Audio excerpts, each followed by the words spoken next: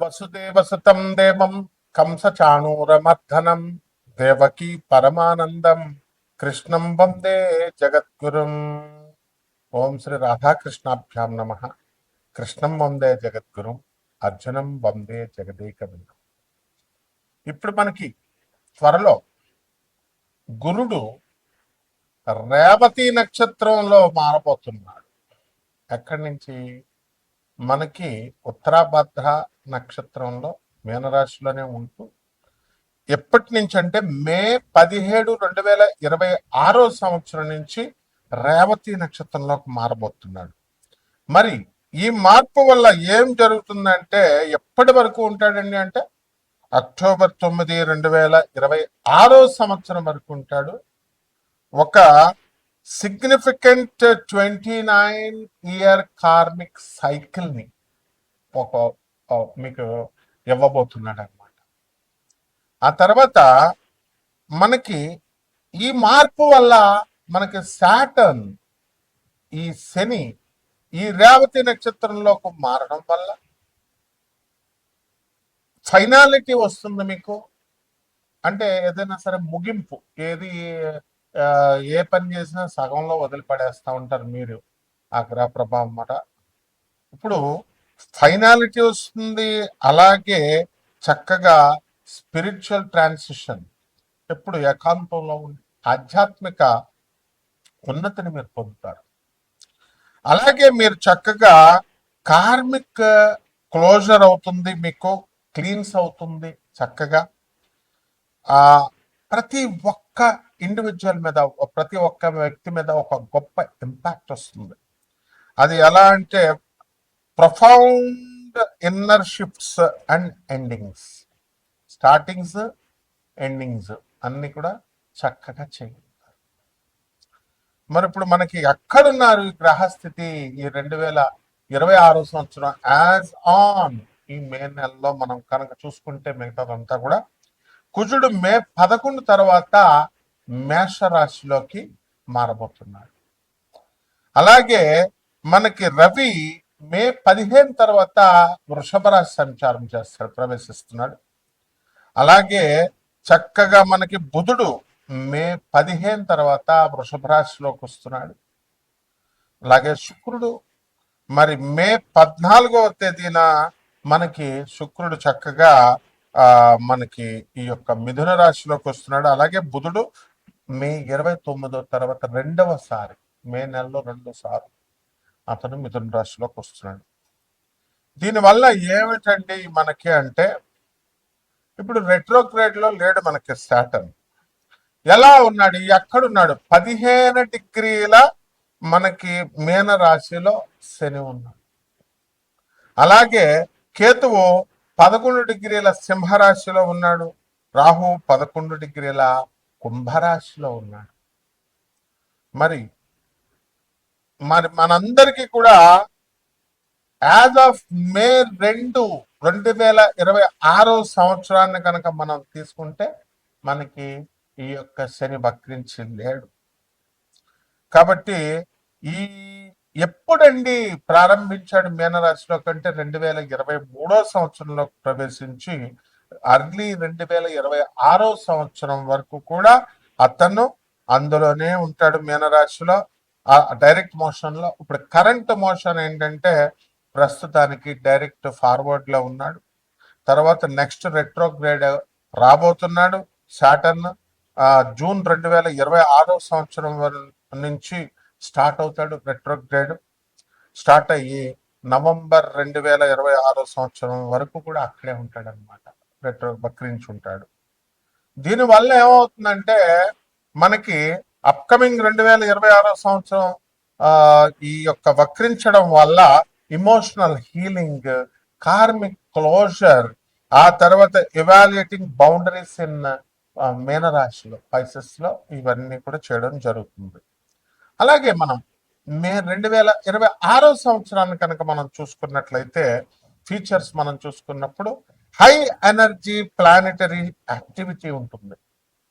అలాగే మార్స్ ఆరిస్ లోకి ఎంటర్ అవుతున్నాడు మేషరాశిలోకి. శుక్రుడేమో చక్కగా జమినీలోకి, మిథున రాశిలోకి, వీటి వల్ల డబల్ మూవ్స్, మళ్ళీ మెర్కురీకి బుధుడికి, వీటన్నిటి వల్ల ఫాస్టరింగ్ వాట్ ర్యాపిడ్, చాలా స్పీడ్గా డెసిసివ్ యాక్షన్, మీరంతా కూడా తొందరగా నిర్ణయాలు తీసుకోగలుగుతారు కెరీర్లో, రిలేషన్షిప్స్లో.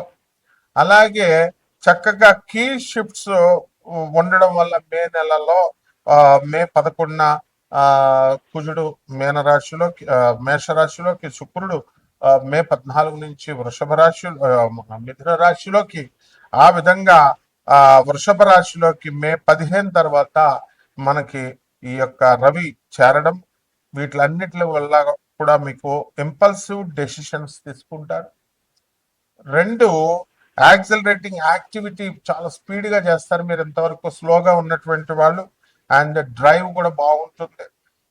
అండ్ రిలేషన్షిప్స్ని, ఆ తర్వాత కమ్యూనికేషన్ని ఎఫెక్ట్ చేస్తాయి.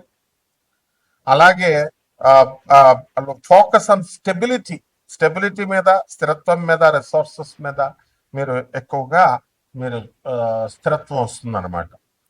అయితే ఈ యొక్క గ్రహ సంచారాల వల్ల 12 రాశుల్లో కూడా మనము కొంచెం టెక్నికల్గా మనం చూసినప్పుడు మెడికల్గా కూడా మెడికల్ సైన్స్ని అప్లై చేస్తున్నాము. అలాగే మనం ఆర్బిటాల్ వెలాసిటీని మనం తీసుకుంటున్నాము.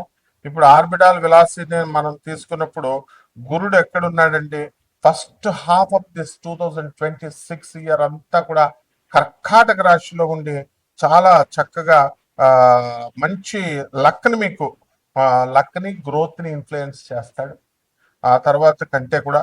అలాగే శని, నెప్ట్యూన్ మనం తీసుకున్నప్పుడు ఈ పొజిషన్స్ అన్ని కూడా చక్కగా స్ట్రక్చర్డ్ యాక్షన్ ఉంటుంది, అండ్ మెయింటైనింగ్ డిసిప్లిన్ ఉంటుంది.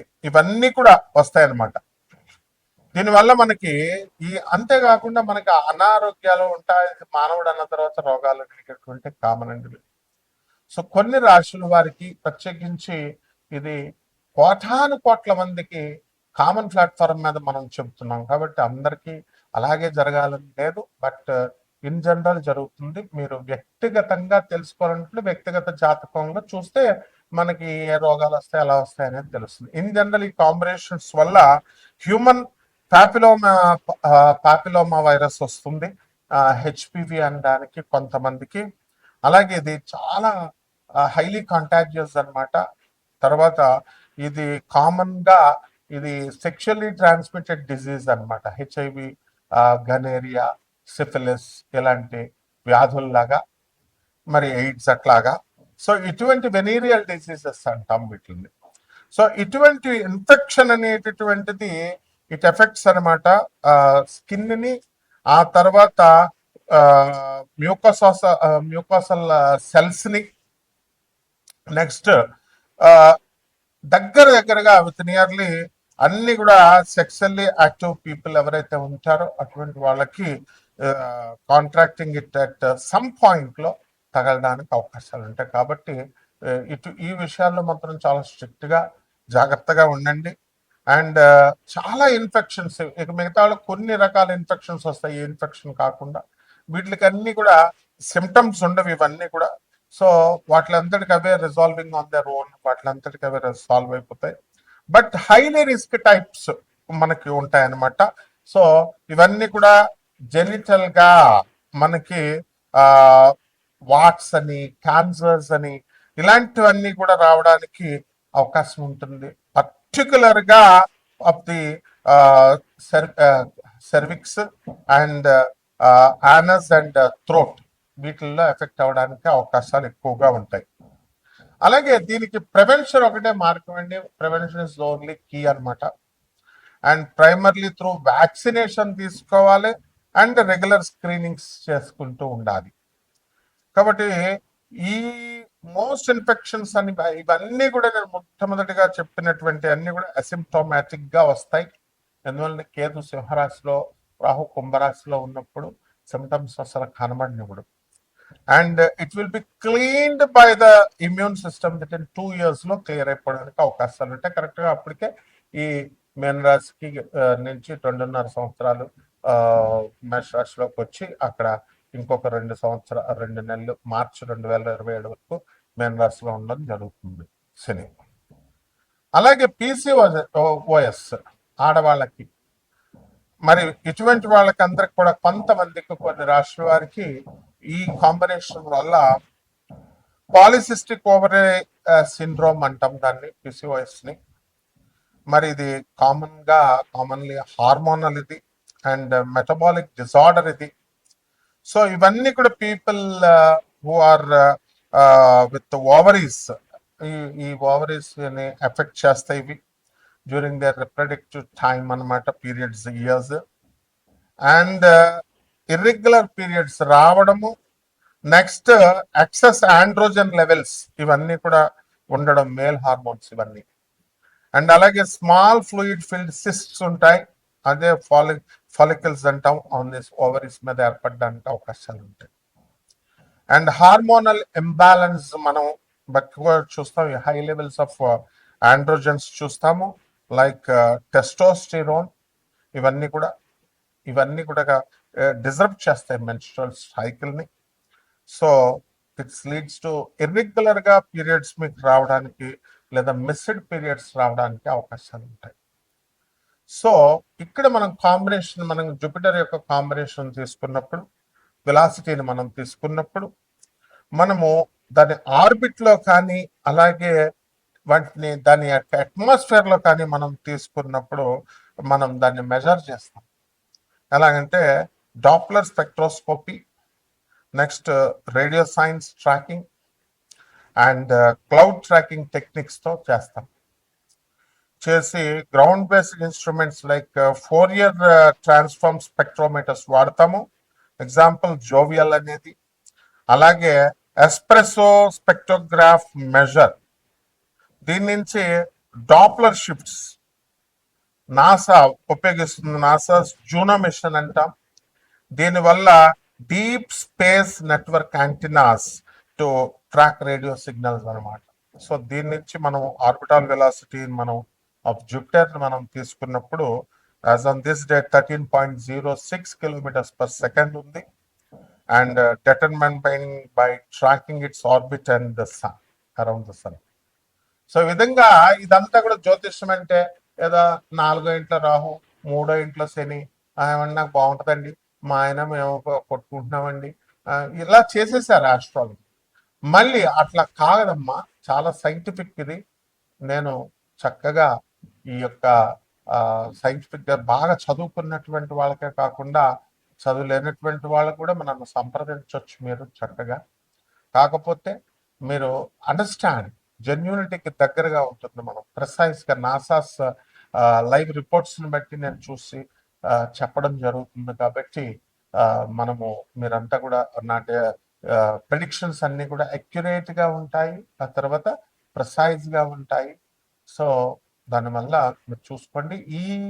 ఇప్పుడున్నటువంటి ఈ గ్రహస్థితి 12 రాశుల మీద ఒక్కొక్కరి వారీగా ఏ విధంగా ఎఫెక్ట్ చేస్తుందో చూద్దాం. మేషరాశి, ఈ మేషరాశి వారికి అందరికీ కూడా ఎలినట్స్ జరుగుతోంది. రాశ్యాధిపతి అయినటువంటి కుజుడు స్వక్షేత్రగతుడై మనకి మే 11 నుంచి మేషరాశిలోకి వస్తున్నాడు కుజుడు. దానివల్ల మీ పేరు మీద ఉన్నటువంటి ల్యాండ్స్ బాగా అమ్ముడైపోవడం. ఏమండి మాకు చాలా ల్యాండ్స్ ఉన్నాయండి కానీ నాకు అమ్ముడవట్లేదండి అని బాధపడేటటువంటి వాళ్ళు మీకు అమ్ముడవుతారు. అలాగే కొత్త స్థలాలు కొంటారు. ఏనాట్స్ ఏం జరుగుతుంది మేషరాశి వారి, అపనిందలు పడడానికి అవకాశాలు ఉంటాయి. మరి యొక్క శుక్రుని కనుక మనం తీసుకున్నప్పుడు మే 14 తర్వాత 2026 సంవత్సరంలో మిథున రాశిలోకి వస్తున్నాడు. కాబట్టి స్త్రీల నుంచి మీకు కొత్త సహకారాలు మీకు అందడానికి అవకాశాలు ఉంటాయి. కొత్త స్త్రీలతో మీకు పరిచయాలు అవడానికి అవకాశాలు ఉంటాయి. కాబట్టి ఎవరైతే అక్రమ సంబంధాలు ఉన్నారో మరి అటువంటి వాళ్ళు తక్షణమే మానేయాలి. ఎందువల్లంటే మీకు చెప్పాను కదా, ఏ రాగాలు రావడానికి మొదట స్కిప్ చేయకండి దయచేసి, అందరూ కూడా చూడండి వీడియోని పూర్తిగా. Most scientific physics and medicine దీంతో ఉంటుంది, నాలెడ్జ్తో. అలాగే ఈ యొక్క రాశి వారికి ఖర్చులు ఆదాయాలు మనం తీసుకున్నప్పుడు మనకి ప్రభుత్వం నుంచి వ్యతిరేకత రావడం వల్ల గవర్నమెంట్ ఉద్యోగాలు చేస్తున్నటువంటి వాళ్ళకి రావాల్సినటువంటి సెటిల్మెంట్స్ కొన్ని ఆగిపోవడం జరుగుతుంది. అండ్ పెన్షన్ లో ఉన్నటువంటి స్టేట్ గవర్నమెంట్ కి పెన్షన్ డబ్బులు అవన్నీ కూడా రావడానికి కొంచెం టైం పడుతుంది. అండ్ ఎవరైతే ఈ యొక్క స్త్రీలతో ప్రభుత్వ ఉద్యోగస్తులు స్త్రీలు ఉంటారు కదా, అటువంటి వాళ్ళు కనుక మీకు బాసులు వచ్చిన క్యాంపస్ ఇంటర్వ్యూల్లో మీకు సెలక్షన్ చేయడానికి బాసులు వస్తే మీరు ఆ ఉద్యోగాన్ని వదిలేసుకోవచ్చు. ఎందువల్లంటే అంతగా అక్కడ మీకు అనుకూలంగా ఉండదు. ఆదాయాలు బాగా పెరుగుతాయి. విదేశాలకు బాగా వెళ్ళాలని మీరు ప్రయత్నిస్తారు. ఎన్నో కష్టాలు పడతారు. రైతులు కూడా చాలా చక్కగా మీరు వ్యవసాయం చేస్తారు. మంచి కమర్షియల్ క్రాప్స్ని పెంచుతారు. అధికమైనటువంటి లాభాలు వస్తాయి. వెజిటబుల్ మార్కెటింగ్ యార్డ్స్లో కూడా వాళ్ళ కమిషన్ ఏజెంట్స్ బాగా డెవలప్ అవ్వడం జరుగుతుంది. కిరాణా వ్యాపారం దగ్గర నుంచి బట్టల వ్యాపారాలు, హాస్టల్స్, చిన్న చితక వ్యాపారాల దగ్గర నుంచి పెద్ద పెద్ద సాఫ్ట్వేర్ కంపెనీలు చేసేటటువంటి వాళ్ళంతా కూడా ఎక్కువ ఆదాయం రావడానికి అవకాశం ఉంటుంది. భార్యాభర్తల మధ్య చిన్న చిన్న గొడవలు వచ్చి అవన్నీ కూడా ఈ యొక్క ఏల్నెట్స్ వల్ల పెద్దగా అయిపోయి అనవసరమైనటువంటి తలపోట్లు రావడానికి అవకాశాలు ఉంటాయి. అలాగే ముఖ్యంగా తెలుసుకోవాల్సింది ఏంటంటే లే ఆఫ్లు అండి. ఈ మన వీడియోస్ అన్ని కూడా ఎక్కువగా చదువుకున్న వాళ్ళకు ఉపయోగపడతాయి. కాబట్టి ఈ యొక్క ఉద్యోగాలు రాకుండా ఉన్నటువంటి వాళ్ళందరూ కూడా వాళ్ళకి ఉద్యోగాలు రావడానికి అవకాశాలు ఉన్నాయి. కాబట్టి మనం ఏం చేయాలా? ఇప్పుడు అందరూ చూడండి, ఈ టెంపుల్కి వెళ్ళండి మీకు సంతానం కలుగుతుంది, ఆ టెంపుల్కి వెళ్ళండి మీకు ఉద్యోగం వస్తుంది. What is all this non sense? Planetary position ఇది. సో దీన్ని బట్టి మీరు ఏం చేయాలండి? మీకు గురువు ఉన్నాడా? లేడు. దాన ధర్మాలు చేశారా? లేదు. ఎలా వస్తుంది? అందువల్ల బెస్ట్ రెమెడీ జగద్గురు అయినటువంటి వివేకానందుడు చెప్పాడు, service to humanity is real service to God. ఒకటి పేదవారికి, అనాథలకి, వికలాంగులకి, సాధువులకి దానాలు చేసుకోండి. పరిహారాలు చెప్తున్నాను. ఏలినట్స్ అని జరుగుతుంది కాబట్టి రావి చెట్టు ఇంట్లో పెంచుకోండి. చాలా మంది చెట్లు పెంచుతుంటే ఏడుస్తారండి. వాళ్ళ నీడలు తగులుతాయి, వాళ్ళ నీడల్లోనే ఉంటారు, చెట్లు కొట్టేయమంటా ఉంటారు. పూల చెట్లేమో నీళ్లు పోయారు, చెట్లకు నీళ్లు పోయారు, వాళ్ళ పువ్వులు కోసుకోవచ్చు కదా, దొంగ పువ్వులు కోసుకుంటారు, చెట్లు కొమ్మలు నరికేస్తారు, వాళ్ళ ఇళ్ల మీదకి వస్తాయి. సో ఇటువంటి ఆ చెట్లు శపిస్తాయండి. అవన్నీ శాపాలకు మనం గురయ్యాం కాబట్టి రావి చెట్టుకి నీళ్లు పోయండి. రావి చెట్టుకి తులసి చెట్టుకు పూజ చేసినట్టుగా తులసి ఆయుర్వేదిక్ కాలింగ్. ఒక హోమం చేస్తున్నప్పుడు నేను తులసి మూలకం మర్చిపోయాను, మూలికను వేయడం మర్చిపోతే తులసి ఆయుర్వేదిక్ కాలింగ్ అని వచ్చింది వేరే వాళ్ళకి. సార్ అని మా చిన్నపిల్ల వాళ్ళ అమ్మకు చెప్తుంది, మమ్మీ అని.